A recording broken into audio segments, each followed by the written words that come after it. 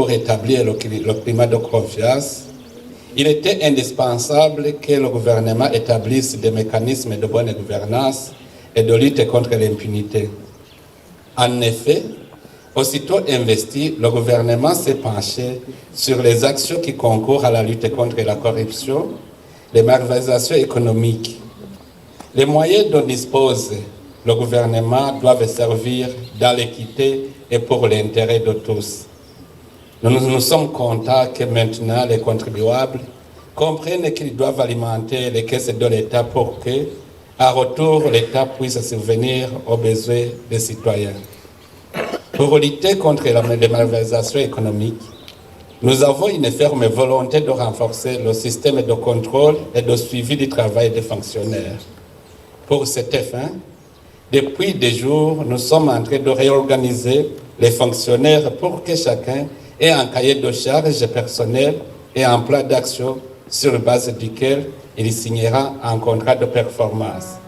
C'est cela la finalité du recensement des fonctionnaires que nous venons de réaliser.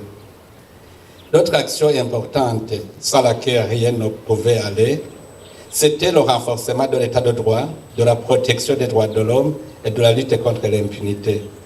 Notre détermination est qu'aucun crime ne peut être commis et rester impuni, quelle que soit la personne qui le commet. Cela s'est concrétisé par la mise en place, conformément à la Constitution, des mécanismes d'autocontrôle de la machine judiciaire et ceux qui permettent de juger le mal jugé. Administrativement, le système de quadrilogie nous permet aussi d'évaluer mensuellement la situation sécuritaire dans le pays et de lutter contre l'impunité. Pour ce qui est des relations avec d'autres pays et des organisations internationales, plus de 5 ans après, nous nous félicitons que l'état de divergence et de polémique inutile a fait place à une dynamique de complémentarité et de compréhension mutuelle. Notre cheval de bataille est le dialogue avec nos partenaires bilatéraux et multilatéraux et nous sommes ravis de constater que les choses évoluent positivement.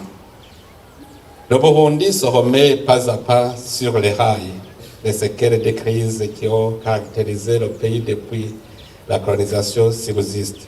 Nous devons vider les contentieux du passé tout en assurant un avenir meilleur pour le peuple burundais. Dans notre perspective, nous devons songer non seulement à la reconstruction des esprits, mais aussi à rassurer le peuple dit plus jamais ça. En plus de ce défi, nous admettons que nous ne pouvons pas démarrer le développement avec assurance tant qu'il y a des citoyens qui vivent dans des situations désastreuses et de désespoir disséminés ça et là à l'intérieur du pays comme à l'extérieur. Ainsi, en plus du travail de la CVR et de la CNTB, nous devons rapatrier les réfugiés et les réinsérer avec tous les déshérités issus des crises répétitives que le Burundi a connues. Comme les origines de ces tragédies n'émanent pas de celles burundais, nous estimons que la communauté internationale devrait se sentir interpellée et faire de son mieux pour manifester sa compassion et sa solidarité aux côtés du peuple burundais dans sa quête de la reconstruction d'une société digne. Pour ce qui est du développement proprement dit, nous voudrions faire usage de cette plateforme pour exprimer notre gratitude aux pays et organisations qui ont déjà affiché leur volonté d'accompagner le Burundi sur ces chantiers de moralisation et de développement socio-économique. Signalons ici, à toute fin utile, que le plan national de développement, qui est le produit du dialogue inter-burundais, reste toujours la feuille de route, guide de l'action gouvernementale jusqu'en 2027. Excellences, Mesdames, Messieurs, les moyens dont dispose le gouvernement sont d'abord consacrés au développement de la bonne gouvernance pour mieux gérer la chose publique avec équité et permettre aussi l'ordre social. Ensuite vient le développement du capital humain par l'amélioration de la santé humaine, l'alimentation, l'éducation, la protection sociale, le logement et j'en passe. Cet effort est consenti pour avoir des citoyens capables de participer à cœur ouvert à la production, source de croissance économique. Enfin, nos efforts se dirigent vers l'appui à la production, en épaulant surtout le secteur privé, catalyseur principal du développement économique. C'est grâce à cette approche que la production agricole a connu un essor important cette année, après avoir pris une bonne décision d'appuyer les coopératives collinaires à travers la subvention des intrants agricoles et des semences sélectionnées, ainsi que la mise à la disposition des coopératives agricoles des terres domaniales vacantes pour les exploiter. Il est ici aussi de signaler que les groupes particuliers très actifs dans le développement économique n'ont pas été laissés pour compte. Le gouvernement a en effet appuyé la mise en place de la Banque des jeunes qui est déjà fonctionnelle et la Banque des femmes dont le processus d'établissement est en cours. C'est dans ce même ordre qu'une retraite des jeunes intellectuels a été organisée pour réveiller l'esprit de travail et de créativité, ce qui a été sanctionné par la décision du gouvernement de mettre en place un projet d'autonomisation socio-économique des jeunes en appuyant ce projet avec 48 milliards de francs. Pour impulser le développement davantage, le gouvernement compte investir dans les secteurs d'appui à la production, tels que la production de l'énergie et des infrastructures de transport multimodal. Le gouvernement compte aussi appuyer les opérateurs économiques burundais en leur facilitant la conclusion des contrats de crédit avec des banques commerciales par la création d'un fonds de garantie FIGA, le refinancement par la BRB des banques commerciales qui financent les projets de production avec intérêt concessionnel. Excellences, Mesdames, Messieurs, dans l'ordre du développement inclusif et intégral, et pour atteindre les objectifs de développement durable, nous devons travailler en synergie, je dirais, assurer le travail au-delà de toute forme de barrière. Dans son mouvement d'ensemble, je dois l'avouer, le Burundi a la même vision que la communauté internationale en ce qui concerne les droits des peuples à disposer d'eux-mêmes, la protection des droits et libertés de l'homme, l'état de droit, l'épanouissement socio-économique des citoyens. Seulement, nous avons remarqué que les divergences viennent quand il s'agit de la mise en pratique de ces vertus. En effet, le Burundi respecte les cultures des autres peuples.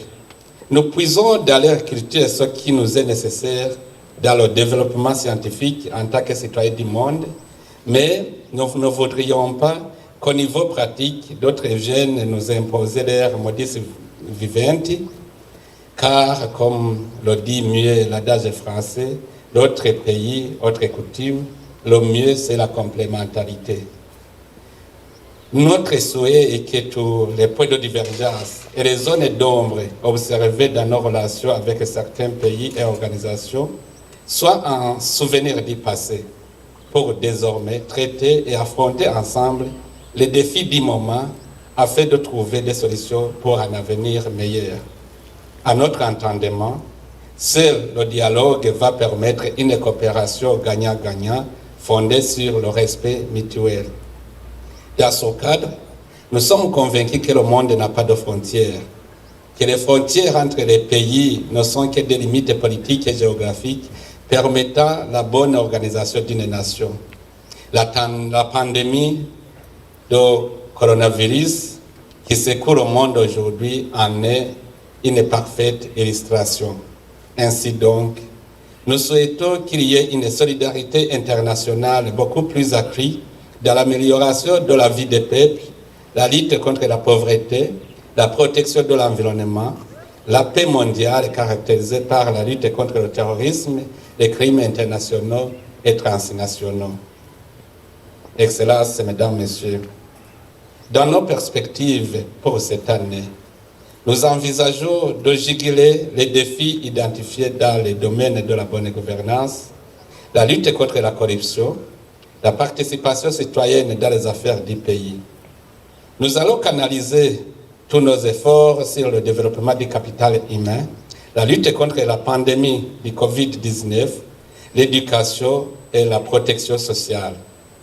Nous allons mobiliser les citoyens pour assurer la sécurité alimentaire, développer l'agrobusiness et nous pencher aussi sur les logements sociaux, la protection de l'environnement, la réinsertion des rapatriés, la poursuite de l'autonomisation socio-économique des femmes et des jeunes, ainsi que le renforcement de la coopération avec les autres pays et organisations tant régionales qu'internationales. Nous poursuivrons en même temps et dans le même élan les autres chantiers comme la consolidation de la paix et l'état de droit.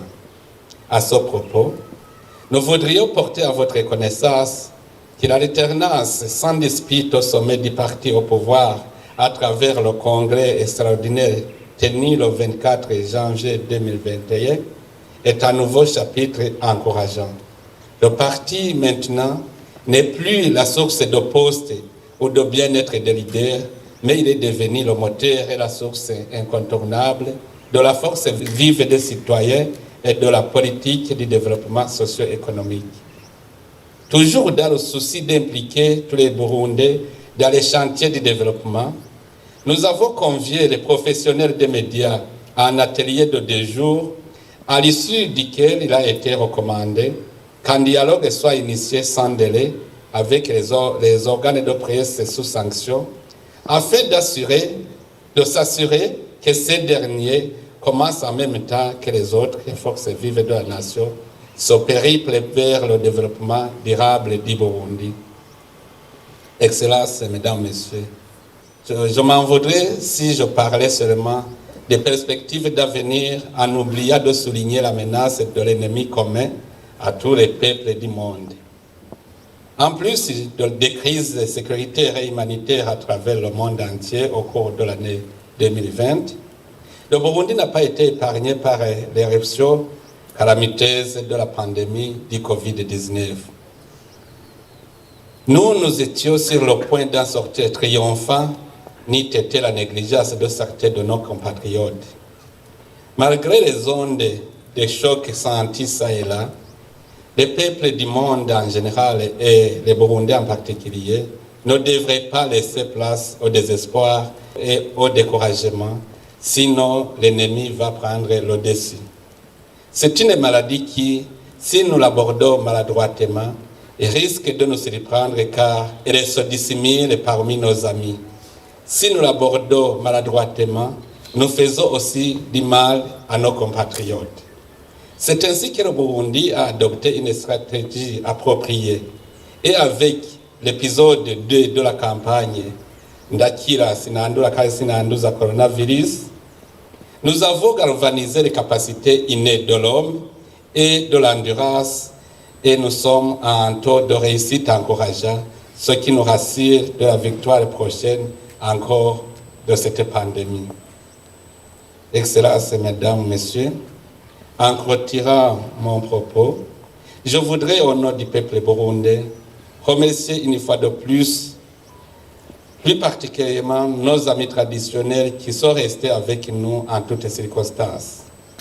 Nous saluons sincèrement le geste d'ouverture des chefs de mission de l'Union européenne au Burundi, de l'ambassade de la République, de l'ambassadeur de la République populaire de Chine, qui, dans leur message de Nouvel An, ont encouragé le gouvernement et le peuple burundais dans la voie que nous avons empruntée dans la recherche du bien-être des citoyens. Je voudrais aussi vous remercier du fond de mon cœur, Excellences, Mesdames, Messieurs, les représentants du corps diplomatique et consulaire, ainsi que les représentants de des organisations internationales accréditées au Burundi, pour les meilleurs vœux que vous m'avez souhaité, moi, ma famille et le peuple burundais. Et je voudrais à mon tour et au nom du gouvernement et du peuple burundais, de ma famille, vous réciproquez les meilleurs vœux que vous nous avez souhaités à les vents sauveurs pour votre santé.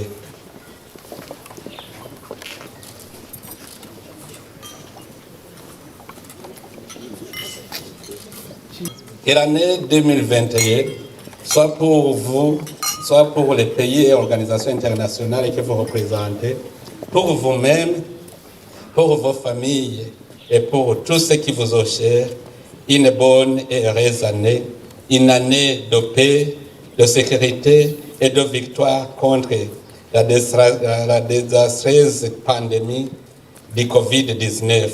Vive la coopération entre les peuples du monde. Je vous remercie de votre aimable attention. Merci beaucoup.